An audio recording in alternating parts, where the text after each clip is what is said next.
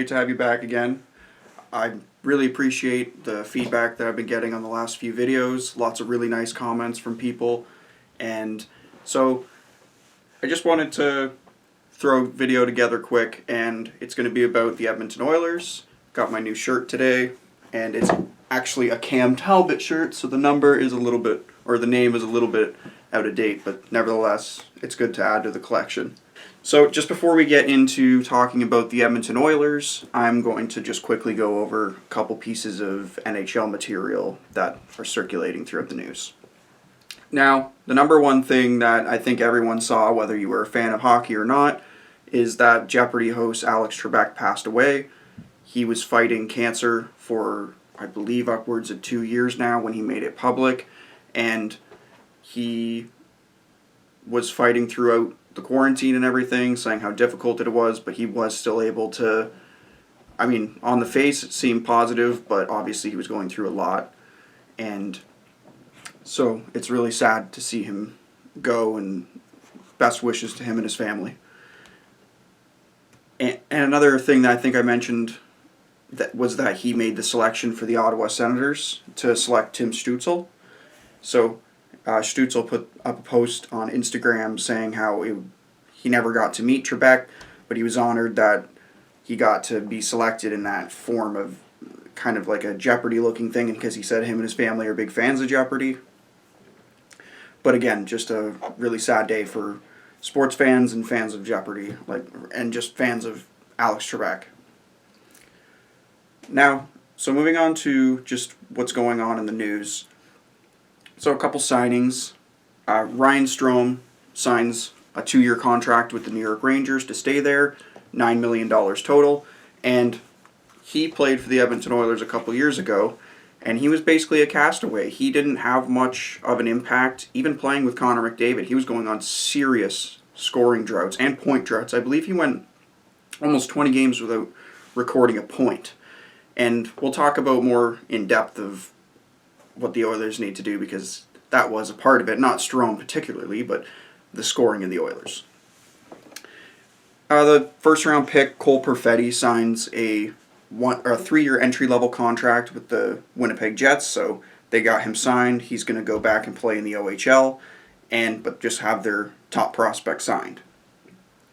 Roope Hintz signs a 3-year extension with the Dallas Stars, $9.25 million total. He's great impact player for the Stars and developed really nicely in Texas, their AHL affiliate, and he was a big part of why they were going to the Stanley Cup final. Even though he was a bit injured along the way, he was a big part of the two-way game of the Stars. Alright, so we'll move on now. We'll tackle the Edmonton Oilers. Now, the Oilers lost in the play-in round to the Chicago Blackhawks. It was probably the least entertaining series of the entire playoffs. I personally thought that Chicago shouldn't have had any business winning that series. But nevertheless, they did move on, and they did get beat by Vegas, but they looked completely overmatched, and it just seemed like they didn't really show up. They're superstars again. The story is always Leon Draisaitl and Connor McDavid carrying the load, but in the end, the Blackhawks, in a very short series, kind of got hot at the right times. They got their goaltending just for that round, and they did move on. Now, that did enter the Oilers into draft lottery contention, as it did every team that lost. But if you didn't own your first-round pick, wherever that pick was, obviously was in that contention. Now, so the Oilers last year finished 37-25-9. They were having a good season. That was good for 5th in the Western Conference, which isn't really a surprise. Even though you're close to 40 wins, in the Western Conference, that's not good enough to be at the top. You need to be 55 wins by the end of the season, usually, just to be winning the West, which is a lot more cutthroat than the East is, and I think a lot of people would agree, because teams in the East sometimes get into the playoffs with not the best-looking records, but they get in because of point technicalities and even tiebreakers. Now, that was second in the Pacific behind the Vegas Golden Knights, which I think the Pacific is going to get that much more difficult for the Edmonton Oilers because of the additions and just the strength of the Vegas Golden Knights as a team. So we're going to talk about who led the Edmonton Oilers in a few categories. So just to sum up the scoring, I know a lot of people, if you didn't watch the Oilers or don't watch Canadian teams, would have thought it was Connor McDavid, but for points, goals, and assists, Leon Draisaitl led. So Draisaitl had 110 points, 43 goals, and 67 assists. And Connor McDavid trailed just behind him. But I really think this is good for the Oilers, because a lot of people look at them and say, it's Connor's team, it's McDavid's team. But Draisaitl, I think Draisaitl can also have that drive and that competition in him, saying, yeah, it might be in everyone else's eyes Connor's team, but he can show that he can outscore him. And I don't think there's any bad competition there. But there's no such thing as bad friendly competition. I think that builds, especially when they're on the same line as you for the most of the season, that just shows that you guys are clicking on all cylinders, and obviously one of them's going to finish ahead of the other one unless they tie. And obviously Draisaitl, way more of a shooter than McDavid is. He has elite passing skills, but he has a better shot than McDavid. I'd say power-wise is definitely better, and they complement each other perfectly. Now, in a perfect world, you'd say you want Draisaitl centering his own line, and he is a very good center, but it just is too tempting to put them together, as it was with the Pittsburgh Penguins to put together Malkin and Crosby. I see a lot of similarities with that. Now, the plus-minus leader, for people that want to know, is Kailer Yamamoto. He is really coming into his own as a player. He actually made the Oilers as an 18-year-old, and I believe they sent him back down shortly after, but he made the opening night roster after being drafted, and that is something that with the management that was around with the Oilers at that time when he was drafted, and before that, like going back to, like Jordan Eberle, Ryan Nugent-Hopkins, Nail Yakupov, Leon Draisaitl, the list goes on of players that, looking at a lot of them, were probably not ready for the NHL, but he impressed in training camp, as did Evan Bouchard, their top defensive prospect that is technically not a prospect in a lot of people's eyes, but he is on paper, and he hasn't had a full rookie season. So Kailer Yamamoto, I think, is going to be a perfect top six, and probably going to be on the top line on a Draisaitl, McDavid, Yamamoto line. I could see that being a great line. But we'll get to it in a few minutes, some factors of everything that's going to have to work out for the Oilers, not even just this year, but a couple of years as their complementary players develop, what they're going to have to do. Now, when it comes to goaltending, this is probably, I would say, even weaker than their defense. Their defense has gotten better. It's serviceable, and it has the potential to be good. Mike Smith took the goalie wins category by 1 win, having 18 over Koskinen's 17. And that's not the best thing when you're thinking about who's your starter and who's your guy, because you want one of those goalies to be taking over the job. It should be a bigger difference between wins, but this is showing that one guy gets the wins, the other guy does, and what it shows is inconsistency. And a lot of fans, probably of the Oilers, see it, is that Mike Smith probably can't ring off 3 or 4 wins in a row. He probably can't start 60 games, but that's maybe attributed to his age. I think Mikko Koskinen is perfectly capable of carrying that load. He's a lot younger, and he does have the skill. He has the big frame. I believe he's 6'6" when he's in the net. He's an absolute monster. And that is one of the things that I think needs to be established, is obviously if you're looking at it on paper, you're thinking Mike Smith or Mikko Koskinen, who has the most upside? Obviously Koskinen. He needs to take that net and run with it, because if he can establish himself as the dominant goaltender in Edmonton, that ceiling for where the Oilers can go and how quickly they can get there, or how quick they can climb the standings in a given period of time, is you can reach that a lot faster. And where you can go from there, who knows? A hot goaltender is what you need to get 16 wins in a playoff run. That's all you need. So there's a couple top prospects that are worth looking at.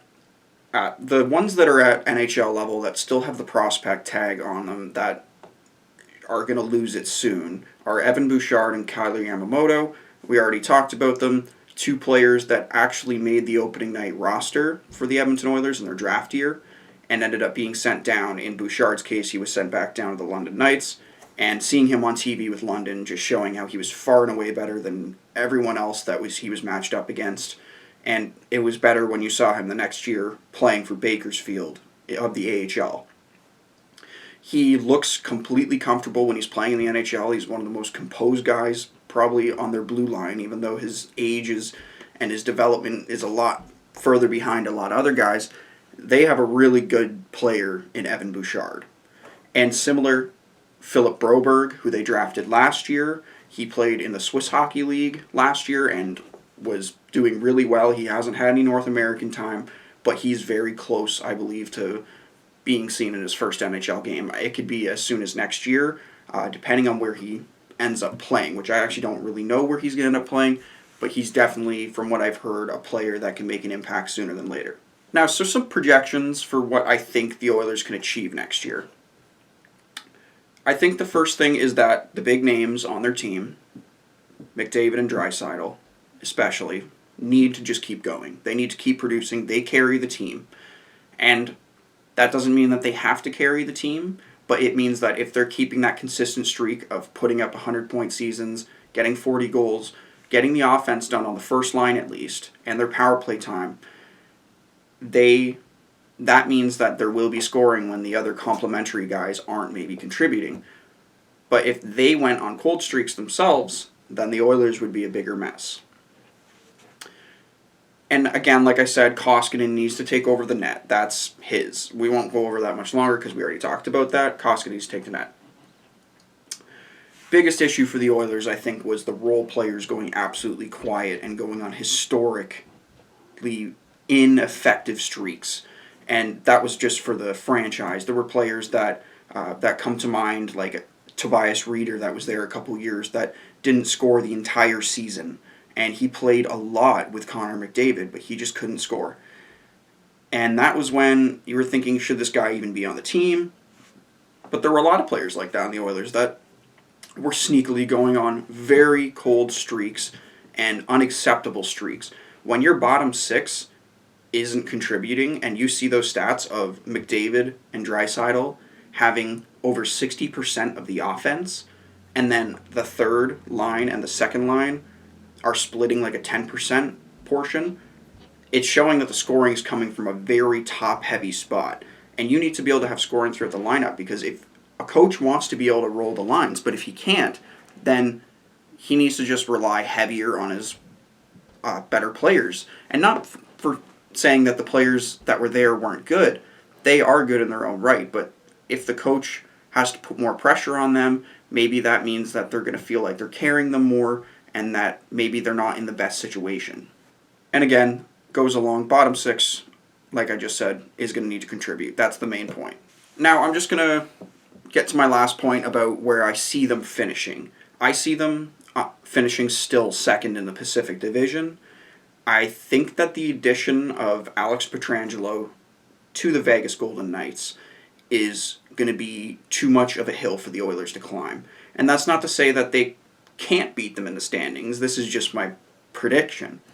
But basically, for anyone that's seen Pietrangelo play, how much he can change a team's dynamic on the back end. And the back end of the Vegas Golden Knights is already good. But adding Pietrangelo there just makes it's basically like how it was in St. Louis for him. It's going to be very seamless for him. And any team that's in the division that has to catch the Vegas Golden Knights with how many veterans are on their team that are maybe not in their prime or are on the back end of their prime, these guys all know how to play hockey at a very intelligent level. And so I don't think the Oilers will pass them. I think that anyone who's going to be playing Vegas in the playoffs is going to be up for a really tough time, because they're going to be a totally different looking team this year, and I feel bad that the Oilers are in their division. So I'm just going to wrap this one up. It was really fun talking about the Oilers. Again, me getting this shirt yesterday made it kind of obvious to talk about them. I think they're a really interesting team for people to talk about and hear about, and there's so many different opinions and different ways to break them down. They're very similar to the Maple Leafs in a lot of ways. So thanks everyone for coming by. I really hope you enjoyed this one. Thanks to everyone who came by, liked, commented, and subscribed in the last week. I hope you have a good night, and I'll see you later.